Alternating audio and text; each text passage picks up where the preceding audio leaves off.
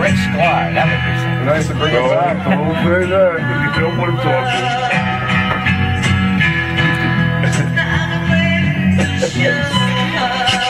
Possessed me to say that.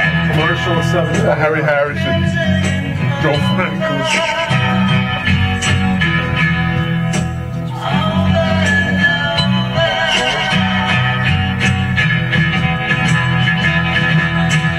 I'm glad Joe's still doing it, you know?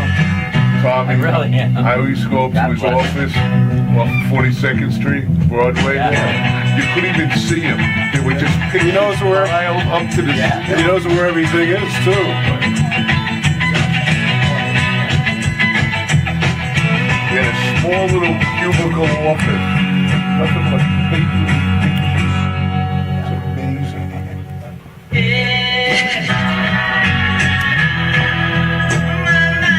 On the bottom.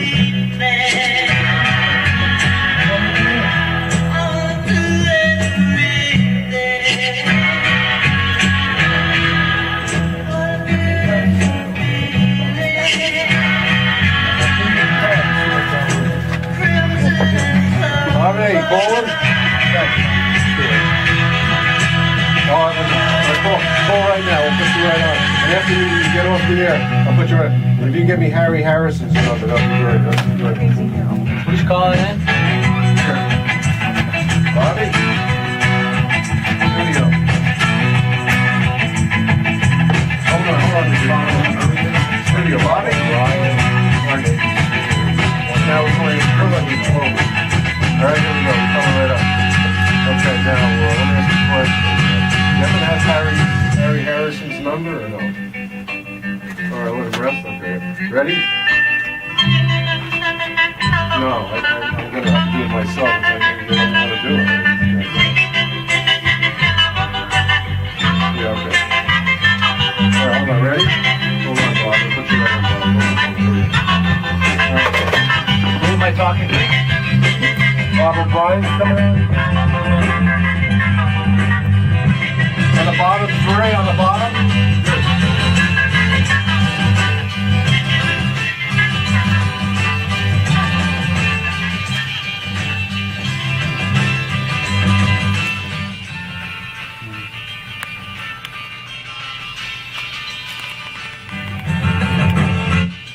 There it is, Crimson and Clover, Tommy James and Teddy Smith and Bob O'Brien.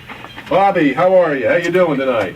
Great, Teddy, Tommy, long time, the best of best. How you doing? How are you? How are you? I'm fantastic. You're here, Teddy. Okay. Bob and Teddy, I've been making the rounds of the God Save Ball, talking to a lot of listeners and their questions. And of course, the comments to Tommy was the Moni Moni song, just changing something a little bit. And they're all saying, and I agree, that Tommy has paved the way. Billy Idol did it in 1981 and 87. And all I can say is, Tommy, keep it up. Well, thank you so much. It's great to talk with you. Absolutely. And every morning on the constantly playing music, we're going to keep it alive as we always do between 2 and 4. And when Teddy and I are on Tuesday mornings, keep it going. Thank you so much. We have so much fun doing this live radio show, Tommy, together that we do it overnight. We have so many great people like Bob O'Brien. Right. And there's so many thousands of people listening on the internet at WPAT930am.com or on Facebook or on Twitter. And it's so much fun, Bobby, because we resurrected the AM radio dial, playing all your great music here on AM radio. Bobby? And absolutely. And Tommy, we still spend the 45, 78. Oh, brother. Thanks to our great general manager and program director, Gene Hanneman. We're allowed to keep doing it. And, Well, that's great. I have requests stacked up for Monday morning of every one of your songs. You should see thousands and thousands of vinyls he has. Years ago, and it was on TV, and we just keep it going. Well, I'm a vinyl nut, so I still love vinyl a lot. I actually have a record player in my home, and every now and then I just start spinning 45s, and so I'm with you on that one. Well, you come down one night on the All Request show, the door's always open. Love to. Down and you sit right at my feet. So both of us with Teddy and everybody will spin them. Thank That's you good. so much. Great to talk with you. Bobby, we got some... Likewise. We'll catch up with you later, Teddy. I'm going to be meeting with some listeners here at the Garden State Shopping Plaza here in Bergen County. It's great that we do these live remote broadcasts. Remember down at the shore last year? It was a little colder than it is this year, but nevertheless, it's so much fun to have us traveling all over the place. Morning, the whole gang, Denver, Samson, what's your name? Joe, and everybody says hello to Tommy, James, Penny, Jim Petrecca.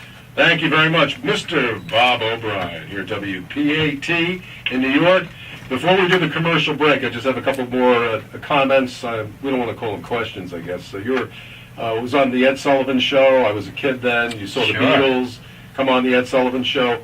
What were your experiences like being on the Ed Sullivan Show? And do you think we need a new show, something like that today? I'd love to have a new show like that. Ed Sullivan had literally 140 million people watching him every week.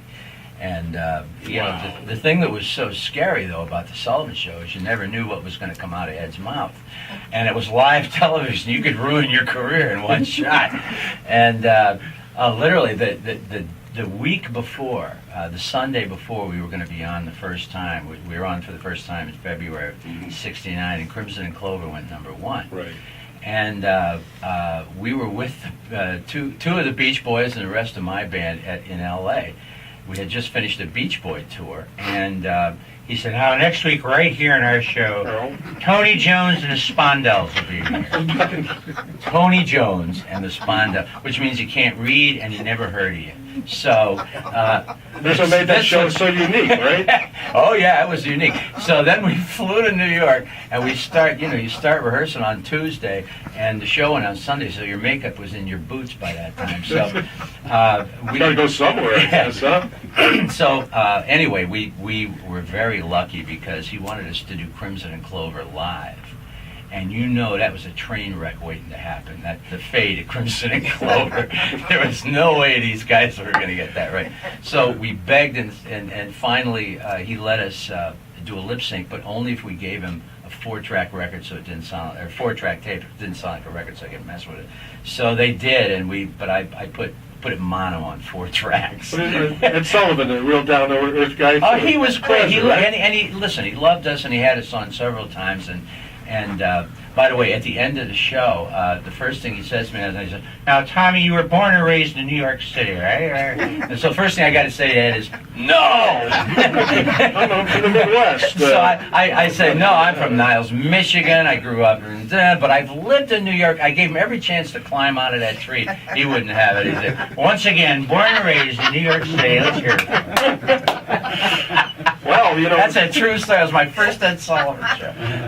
And then again, there was so many other great shows and so many moments when you used to watch that program. It was terrific, huh? Listen, it was when you did the Sullivan Show. Just being on the show was like playing at Yankee Stadium. I mean, it was just the history was just unbelievable, and then to headline the show was just an incredible feeling. It really was. I just have a partner that wanted to say hello to you on the phone. Oh, I guess he's gone. But he's supposed to. Yeah, he sounds I want to say hello to Degrees of separation. No, I mean D is my partner on another radio station, WCRNradio.com, Sunday night at 7, which you're going to be on this Sunday, D. Right. So call back again, D, and we'll try to get you on there. In the meantime, we have a couple of great songs to play. One of the many, we need actually about probably 10 hours, but in this hour we'll get a lot done anyway. Yes, let's hear what you have to say. Your WPAT. Teddy Smith with Bob O'Brien.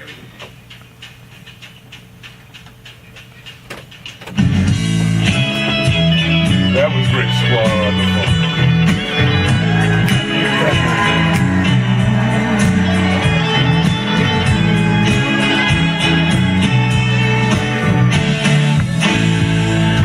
Look over yonder. What do you see? The sun is rising. Most definitely. What number? 23? The new day is coming. And people are changing.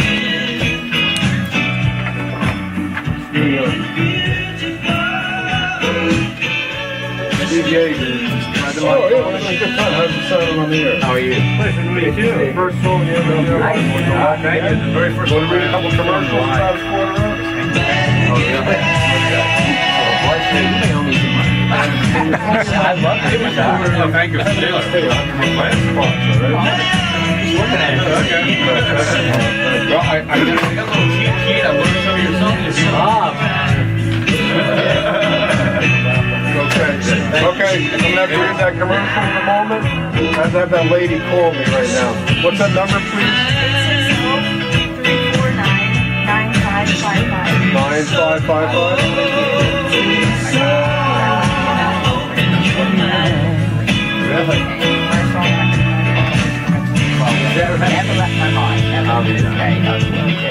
Penny Smith, are you going to call in now? 212-219-9695. Ready in my bag. I just brought it up for just 1 second, I'm gonna have you read it. You need to pull up a little closer. Crystal Palace,